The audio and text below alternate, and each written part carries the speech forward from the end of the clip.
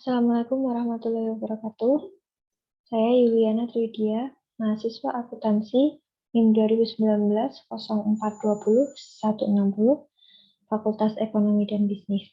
Di sini saya akan mempresentasikan list register klinik sukarela. Yang pertama yaitu daftar isi, terdapat 14 daftar isi. Yang pertama yaitu biodata asesi, dan yang terakhir yaitu kesimpulan. Biodata asesi, nama yaitu saya sendiri, Yuliana Tridia, riwayat pekerjaan, yaitu berkuliah di Fakultas Ekonomi dan Bisnis, Universitas Muhammadiyah Yogyakarta, periode 2019 sampai sekarang. Yang kedua yaitu anggota struktural organisasi Prodi Himpunan Akuntansi periode 2020 sampai 2021. Yang ketiga yaitu magang di RSPKU Muhammadiyah Gombong di bagian keuangan dan akuntansi. Riwayat pendidikan yang pertama yaitu SMA Negeri 1 Segen jurusan IPS, dan yang kedua yaitu kuliah jurusan akuntansi Universitas Muhammadiyah Yogyakarta periode 2019 sampai sekarang. Jabatannya yaitu mahasiswa akuntansi Fakultas Ekonomi dan Bisnis. Latar belakang yang pertama yaitu klinik sukarela adalah klinik yang berada di bawah naungan RSPKU Muhammadiyah Gombong, didirikan pada tanggal 9 Maret 2020. Merupakan salah satu amal usaha Muhammadiyah bidang kesehatan berupa klinik keluarga yang beralamatkan di RT 01 RW 7 Kecamatan Gombong, Kabupaten Kota Kebumen, Provinsi Jawa Tengah. Klinik Pratama Rawat Jalan Sukarela dapat memanfaatkan fungsi aset Muhammadiyah yang ditempati dengan tidak menjual, menjaminkan atau sejenisnya tanpa seizin pimpinan pusat Muhammadiyah. Yang terakhir yaitu klinik Pratama Rawat Jalan Sukarela mengelola keuangan secara terpisah dengan Persyarikatan Muhammadiyah, termasuk melakukan pembukuan dengan ketentuan sebagaimana diatur dalam peraturan atau pedoman Persyarikatan Muhammadiyah atau majelis terkait. Selanjutnya yaitu terdapat visi dan misi klinik sukarela. Sebelumnya, visi dan misi klinik sukarela merupakan visi dan misi Rumah Sakit RSPKU Muhammadiyah Gombong karena mereka masih terdapat keterkaitan. Visi klinik sukarela yaitu rumah sakit dengan pelayanan Islami, prima, dan terpercaya. Misi klinik sukarela terdapat 4 misi, yaitu yang pertama mengemban fungsi dakwah sebagai amal usaha Muhammadiyah di bidang kesehatan.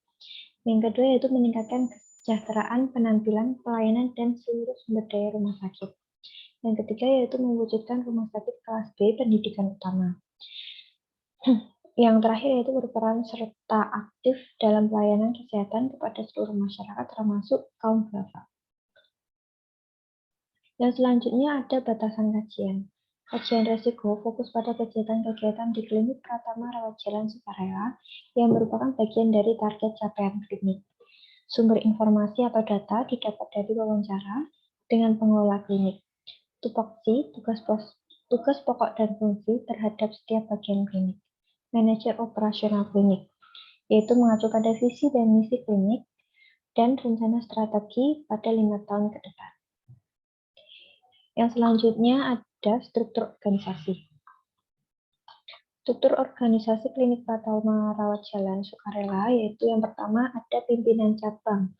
Pimpinan cabang di sini yaitu RSPKU, pimpinan cabang Muhammadiyah Gombong, yang mana di bawahnya yaitu penanggung jawab klinik, yaitu diampu oleh Dr. Farhan Kuncoro. Di bawah penanggung jawab klinik terdapat 2 bagian. Yang pertama yaitu pelayanan umum yang diampu oleh Ahmad Mukhalif AMD, yang mana pada pelayanan umum tersebut dibagi menjadi rumah tangga dan kebersihan dan pendaftaran dan rekam medis. Selanjutnya yaitu pelayanan medis, yaitu diampu oleh Dr. Kandi Astuti MMR, yang mana di bawahnya yaitu pelayanan medis umum dan pelayanan obat. Selanjutnya yaitu identifikasi risiko. Kejadian risiko yang pertama yaitu kesulitan mendapatkan tambahan anggota yang bersedia berlangganan pengobatan sehingga terjadi kegagalan pencapaian target pendaftaran anggota. Agar penyebab dari kejadian risiko tersebut yaitu yang pertama kekhawatiran akibat pandemi COVID-19, menyebabkan pasien cenderung memilih klinik yang lebih besar atau rumah sakit yang dipandang lebih aman dan memadai. Yang kedua yaitu pasien atau masyarakat belum terlalu mengenal klinik. Kurangnya sosialisasi terhadap masyarakat terkait pentingnya menjaga kesehatan. Indikator risiko dari kejadian risiko tersebut yaitu yang pertama kurangnya klinik dalam melakukan sosialisasi terhadap masyarakat. Yang kedua yaitu adanya klinik-klinik yang lebih memadai dalam hal sarana dan prasarana. Yang terakhir yaitu ditemukannya bahwa klinik kurang dalam hal pengiklanan atau dalam hal promosi terkait klinik itu sendiri. Kejadian risiko yang kedua yaitu terjadinya konsleting pada alat kesehatan akibat kurangnya ketelitian dalam mengawasi serta menjaga aset klinik. Akar penyebab dari kejadian risiko tersebut yaitu yang pertama adanya sarang serangga di dalam klinik terutama pada ruang pemeriksaan, yang mana membuktikan bahwa kebersihan klinik kurang diperhatikan. Yang kedua yaitu kurangnya personal kebersihan dikarenakan masa pandemi COVID-19 itu sendiri. Indikator risiko dari kejadian risiko tersebut itu yang pertama adalah alat kesehatan tidak berfungsi dengan baik dan mengalami problem atau masalah. Yang kedua yaitu pengobatan pasien menjadi tidak maksimal. Yang terakhir yaitu klinik mengalami kerugian aset, sehingga perlunya pergantian aset yang baru. Identifikasi risiko yang selanjutnya yaitu terdapat kejadian risiko terjadinya stock out obat dari pusat, sehingga memesan dari supplier luar atau supplier lain. Akar penyebab dari kejadian risiko tersebut yaitu yang pertama, stok obat dilakukan 1 bulan sekali. Yang kedua yaitu kurang seringnya pemeriksaan persediaan obat di klinik. Dan yang ketiga yaitu meningkatnya permintaan obat dikarenakan naiknya orang sakit sebagai dampak COVID-19. Indikator risiko dari kejadian risiko tersebut yaitu yang pertama, adanya beberapa temuan kesalahan pengecekan oleh bagian pelayanan obat. Yang kedua yaitu terjadinya beberapa kali laporan kehabisan obat dari pusat atau RSPKU Muhammadiyah Lumbung. Yang ketiga yaitu tidak adanya persediaan minimal untuk minimalisir stok obat.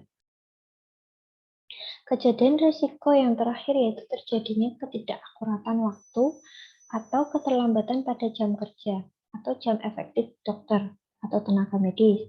Akar penyebab dari kejadian risiko tersebut yaitu yang pertama kurangnya sikap disiplin pada tenaga kerja atau tenaga medis. Yang kedua yaitu tidak terdapat peraturan yang baku terkait jadwal atau jam kerja terhadap jam kerja dokter atau tenaga medis. Indikator risiko dari kejadian risiko tersebut yaitu yang pertama, ditemukannya kesalahan seperti tidak adanya jadwal dokter secara tertulis.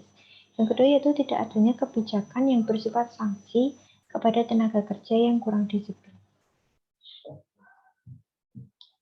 Selanjutnya yaitu ada faktor positif. Pada kejadian risiko yang pertama, kesulitan mendapatkan tambahan anggota atau kegagalan pencapaian target pendaftaran anggota. Faktor positif dari kejadian risiko tersebut yaitu yang pertama, manajemen sudah menyadari situasi yang sedang berlangsung. Yang kedua yaitu divisi-divisi terkait di kantor pusat sudah terinformasi atau informed dan komit untuk bersama-sama melakukan langkah antisipasi. Yang ketiga yaitu adanya dukungan divisi diklat atau pendidikan dan pelatihan dari pusat. Dari pusat ini yaitu RSPKU Muhammadiyah Lumbung, sehingga dapat membantu dalam hal pelatihan kepegawaian klinik sukarela, guna meningkatkan kinerja klinik itu sendiri. Yang keempat yaitu klinik sukarela sudah memiliki MOU atau bekerja sama dengan BPJS dan melakukan mitra dengan RSPKU Muhammadiyah Lumbung. Dampak kualitatif dari kejadian risiko tersebut yaitu yang pertama menurunkan probabilitas keberlangsungan klinik karena tidak tercapainya target keanggotaan bulanan. Yang kedua yaitu menurunkan kualitas kinerja karyawan maupun prestasi atau spirit kerja karyawan terkait. Yang ketiga yaitu kurangnya dalam hal finansial yang mana hal tersebut dibutuhkan untuk memajukan klinik agar lebih baik dan menunjang dalam hal sarana dan prasarana. Pada kejadian risiko yang kedua, yaitu terjadinya konsleting pada alat kesehatan akibat kurangnya ketelitian dalam mengawasi serta mencegah aset klinik. Faktor positif dari kejadian risiko tersebut yaitu yang pertama, manajemen sudah menyadari situasi yang sedang berlangsung. Yang kedua yaitu kantor pusat, dalam hal ini adalah RSPKU Muhammadiyah Gombong, sudah terinformasi dengan up to date dan melakukan langkah antisipasi serta perbaikan aset.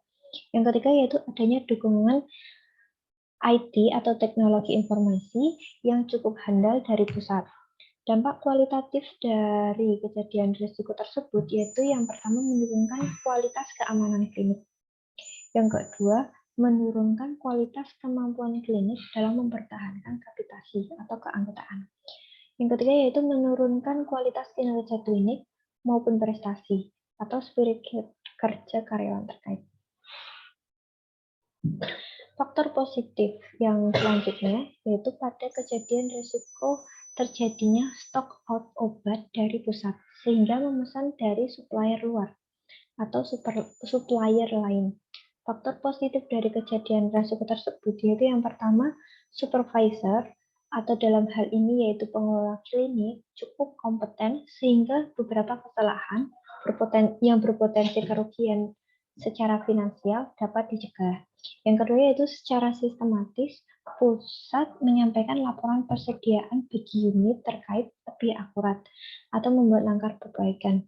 Yang ketiga yaitu mekanisme rutin logistik dari pusat masih berjalan dengan baik sesuai standar operasionalnya. Ya, dampak kualitatif dari kejadian risiko tersebut yaitu yang pertama, tingkat loyalitas pasien cenderung menurun. Yang kedua yaitu perlunya memesan persediaan obat ke supplier luar, sehingga membutuhkan waktu yang cukup lama.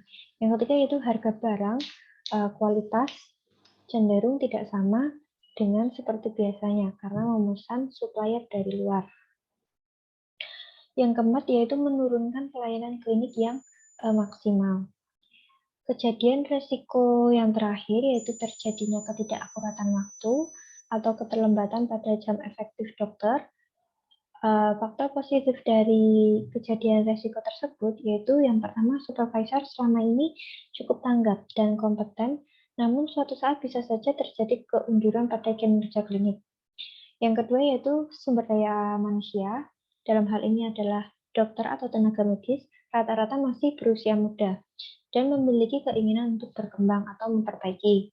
Yang ketiga yaitu pengelola memiliki rencana lanjutan terhadap risiko yang akan timbul, seperti pelatihan atau diklat terhadap tenaga medis. Dampak kualitatif dari kejadian risiko tersebut yaitu yang pertama menimbulkan komplain atau keluhan dari pihak pasien. Yang kedua yaitu menimbulkan persepsi negatif dari pihak pasien terhadap kemampuan manajemen klinik dalam memenuhi pelayanan yang maksimal terhadap pasien. Yang terakhir yaitu ketidakpuasan pasien yang menyebabkan berkurangnya keanggotaan pasien. Selanjutnya yaitu terdapat risiko inheran. Pada kejadian risiko kesulitan mendapatkan tambahan anggota yang bersedia berlangganan pengobatan sehingga terjadi kegagalan pencapaian target pendaftaran anggota, mendapat probabilitas 4 yaitu berat. Dampak dari kejadian risiko yaitu 4 atau berat. Skornya yaitu 16. Sehingga dapat disimpulkan tingkat risiko pada kejadian risiko tersebut yaitu extreme high. Pada kejadian risiko terjadinya konsleting pada alat kesehatan akibat kurangnya ketelitian dalam mengawasi serta menjaga aset klinik, probabilitas dari kejadian risiko yaitu 2 atau kecil, dampaknya yaitu 3 atau sedang, sehingga skornya yaitu 6. Maka dapat disimpulkan yaitu tingkat risiko pada kejadian risiko tersebut adalah medium risk. Pada kejadian risiko nomor 3 yaitu terjadinya stock out obat dari pusat sehingga memesan dari supplier luar, probabilitas dari kejadian risiko yaitu 4 atau berat, dampaknya yaitu 5, sangat berat, sehingga skornya yaitu 20. Maka dapat disimpulkan tingkat risiko dari kejadian risiko tersebut yaitu extreme high. Pada kejadian risiko yang terakhir yaitu terjadinya ketidakakuratan waktu atau keterlambatan jam efektif dokter atau tenaga medis, Probabilitas dari kejadian risiko tersebut yaitu 4 atau berat. Dampak dari kejadian risiko tersebut yaitu 5 atau sangat berat, sehingga skor pada kejadian risiko tersebut yaitu 20. Maka dapat disimpulkan yaitu tingkat risiko pada kejadian risiko tersebut adalah extreme high. Selanjutnya yaitu ada mitigasi risiko. Pada kejadian risiko yang pertama, kesulitan mendapatkan tambahan anggota yang bersedia berlangganan pengobatan, sehingga terjadi kegagalan pencapaian target pendaftaran anggota. Risk owner-nya adalah Ahmad Mukholif AMD. Rencana tindakan mitigasi dari kejadian risiko tersebut yaitu terdapat 3 poin. Yang pertama, mengusulkan capacity building, sumber daya manusia atau pelatihan seperti meningkatkan promosi strategi, well management, terkhususnya di masa COVID-19. Yang kedua yaitu mengusulkan program sosialisasi terkait kesehatan. Yang ketiga yaitu mengusulkan ketentuan atau program reward intensif atau hadiah bagi seluruh karyawan jika mampu meningkatkan keanggotaan klinik. Mitigasi risiko yang selanjutnya yaitu yang pertama, pada kejadian risiko yang kedua, terjadinya konsleting pada alat kesehatan akibat kurangnya ketelitian dalam mengawasi serta menjaga aset klinik. Risiko owner pada kejadian risiko tersebut yaitu Ahmad Mukholif AMD. Rencana tindakan mitigasi pada kejadian risiko tersebut yaitu terdapat 3 poin juga. Yang pertama, mengusulkan capacity building sumber daya manusia melalui pelatihan keamanan aset atau kebersihan lingkungan klinik. Yang kedua yaitu melakukan kalibrasi atau bisa disebut dengan penetralan aset atau alat kesehatan sehingga minimalisir kerusakan aset. Yang ketiga yaitu mengusulkan program seperti program reward atau intensif bagi karyawan untuk pencapaian dalam hal perlindungan aset yang terjaga dengan baik. Selanjutnya yaitu pada kejadian risiko terjadinya stock out obat dari pusat sehingga memesan dari supplier lain. Risiko owner pada kejadian risiko tersebut yaitu Dr. Kandi Astuti, MMR. Rencana tindakan mitigasi pada kejadian risiko tersebut yaitu terdapat 3 rencana atau 3 tindakan. Yang pertama yaitu supervisor atau pengelola perlu melakukan sistem FIFO atau first in first out pada persediaan obat, sehingga hal tersebut meminimalisir obat yang expired yang nantinya akan diberikan kepada pasien. Yang kedua yaitu melakukan sistem pengecekan stok obat setiap 2 atau 3 minggu sekali guna meminimalisir terjadinya stok out obat. Yang ketiga yaitu membuat cadangan supplier tetap selain pusat atau RSPK Muhammad yang Gombong guna meminimalisir adanya stok out yang terjadi pada pusat. Mitigasi risiko yang terakhir yaitu pada kejadian risiko yang keempat, yaitu terjadinya ketidakakuratan waktu, keterlambatan pada jam kerja dokter. Risiko owner pada kejadian risiko tersebut yaitu Dr. Kandi Astuti D, MMR. Rencana tindakan mitigasi pada kejadian risiko tersebut terdapat 3 rencana atau 3 tindakan. Yang pertama yaitu supervisor, dalam hal ini adalah pengelola klinik, melakukan coaching rutin atau pelatihan rutin kepada karyawan terkait, terutama pada tenaga medis. Yang kedua yaitu mengusulkan program pelatihan atau kode etik, kedisiplinan bagi seluruh karyawan klinik menyangkut pelayanan terhadap pasien sehingga minimalisir adanya keluhan dari pasien. Yang terakhir yaitu membuat kebijakan seperti sanksi atau denda bagi karyawan yang kurang disiplin. Yang selanjutnya adalah risiko inherent. Yang selanjutnya adalah risiko residua. Pada kejadian risiko yang pertama yaitu kegagalan pencapaian target pendaftaran anggota, probabilitas dari kejadian risiko yaitu 2 atau kecil. Dampak dari kejadian risiko tersebut yaitu 2 atau kecil. Skor pada kejadian risiko tersebut yaitu 4. Maka dapat disimpulkan tingkat risiko pada kejadian risiko tersebut yaitu medium risk. Kejadian risiko yang kedua yaitu terjadinya konsleting pada alat kesehatan akibat kurangnya ketelitian dalam mengawasi serta menjaga aset klinik. Probabilitas pada kejadian risiko yaitu 2 atau kecil, dampak pada kejadian risiko tersebut yaitu 2 atau kecil, maka skornya yaitu 4. Maka dapat disimpulkan tingkat risiko pada kejadian risiko tersebut yaitu medium risk. Kejadian risiko yang selanjutnya yaitu terjadinya stock out obat dari pusat sehingga memesan dari supplier luar atau supplier lain. Probabilitas dari kejadian risiko tersebut yaitu 2 atau kecil, dampak dari kejadian risiko tersebut yaitu 4 atau berat, maka skornya yaitu 8. Maka dapat disimpulkan tingkat risiko dari kejadian risiko tersebut adalah high risk. Kejadian risiko yang terakhir yaitu terjadinya ketidakakuratan atau keterlambatan pada jam kerja. Dokter, probabilitas dari kejadian risiko tersebut yaitu 2 atau kecil, dampak dari kejadian risiko tersebut yaitu 5 atau sangat berat, maka skornya di sini adalah 10. Maka tingkat risiko pada kejadian risiko tersebut yaitu high risk. Selanjutnya yaitu tabel profil risiko inheren. Pada kejadian risiko nomor 1, memiliki probabilitas 4 atau besar, dampaknya juga 4 atau besar. Yang mana keanggotaan menurun, seperti komplain pihak eksternal viral di sosial media, atau klinik sukarela tidak termasuk klinik yang bagus, atau pada dampak pada sumber daya manusia, seperti karyawan yang mogok kerja. Pada kejadian risiko nomor 2, yaitu memiliki probabilitas 2 atau kecil, dan memiliki dampak yang sedang atau pada level 3. Pada dampak penurunan jumlah keanggotaan yaitu mencapai target, namun loyalitas pasien lemah. Yang kedua yaitu komplain disampaikan ke pengelola. Pada sasaran strategis organisasi, klinik sukarela kurang dikenal oleh masyarakat. Dampak pada sumber daya manusia atau reaksi pekerja, sebagian besar karyawan dan serikat karyawan tidak puas kepada manajemen atau dalam hal ini pengelola, atau bisa menyebabkan demo di internal klinik.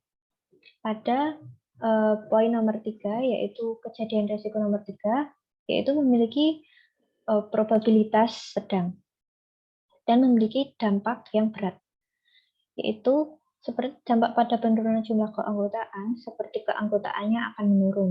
Dampak komplain pasien, seperti komplain pihak eksternal viral di media sosial. Dan dampak sasaran strategis organisasi, seperti klinik sukarela tidak termasuk klinik yang bagus. Dampak pada sumber daya manusia atau reaksi kerja, seperti karyawan mogok kerja.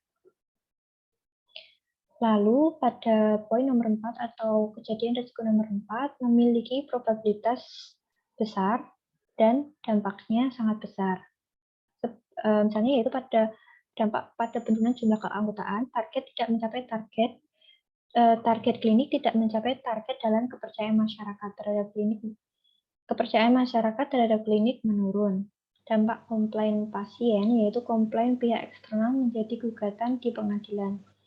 Dampak pada sasaran strategis organisasi dan dampak pada sumber daya manusia atau reaksi pekerja yaitu seperti sebagian besar karyawan atau sebagian besar karyawan klinik kecewa dan berkomentar negatif, yang mana akan mempengaruhi orang lain dengan membuat berita negatif atau pengaduan ke pusat atau Rumah Sakit Muhammadiyah Lombok. Profil risiko residual. Dalam hal ini, pada poin ada kejadian risiko 1 dan 2 memiliki probabilitas kecil dan memiliki dampak yang kecil pula, yang mana manajemen pengelola bereaksi terhadap kejadian risiko dan membuat teguran. Pada kejadian risiko nomor 3, yaitu memiliki probabilitas kecil dan dampaknya berat. Pada hal ini, manajemen pusat atau RSPKU Muhammadiyah Gombong bereaksi terhadap kejadian risiko, seperti membuat surat teguran dan pemberian sanksi kepada pihak terkait atau terlibat serta mengeluarkan surat listen learn bagi klinik. Yang terakhir pada poin 4 atau kejadian risiko nomor 4 memiliki probabilitas kecil dan memiliki dampak yang sangat besar. Yang mana di sini direktur utama atau pusat atau dalam hal ini adalah RSPK Muhammadiyah Gombong secara tertulis regulator menegur keras atau menjatuhkan sanksi pada klinik. Risk appetite. Di sini terdapat tabel risk appetite. Icon bulat biru ini adalah inherent risk. Pada level extreme high terdapat 2 inherent risk. Pada high risk terdapat 1 inherent risk dan 2 residual risk. Pada medium risk di sini terdapat 2 poin residual risk dan 1 poin inherent risk. Pada low risk di sini terdapat 4 poin pada risk appetite. Selanjutnya yaitu tabel risk appetite report. Pada kejadian risiko yang pertama, yaitu terjadinya kegagalan pencapaian target pendaftaran anggota, status risiko inherentnya yaitu extreme high, status risiko residualnya yaitu medium risk, dan target risiko atau risk appetite-nya yaitu low risk.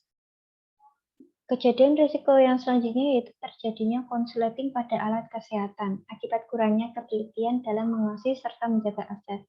Kode risiko nomor 2, status risiko inherent pada kejadian risiko tersebut yaitu medium risk.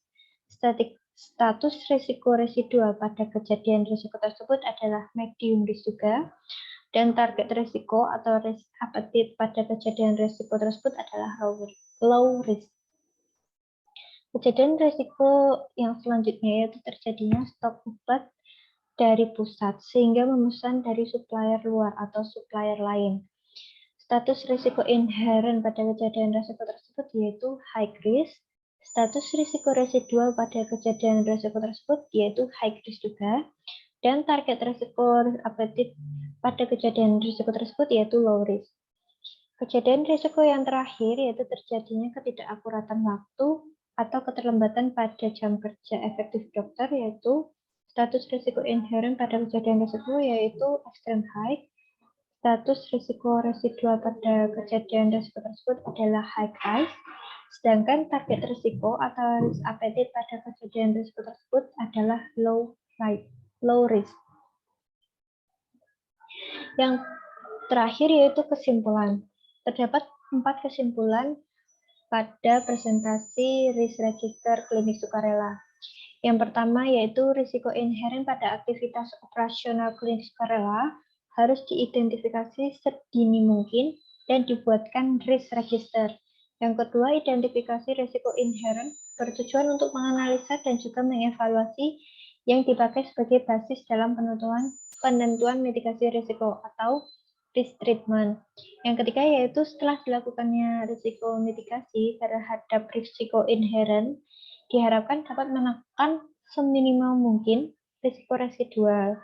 Yang terakhir yaitu aktivitas tersebut jika dilakukan secara keseluruhan dapat melindungi nilai, bahkan memberikan nilai tambah dalam pencapaian sasaran organisasi, atau dalam hal ini adalah klinik sukarela.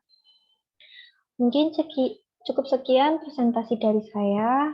Apabila ada kurang dari presentasi yang saya lakukan, mohon maaf. Saya akhiri. Wassalamualaikum warahmatullahi wabarakatuh.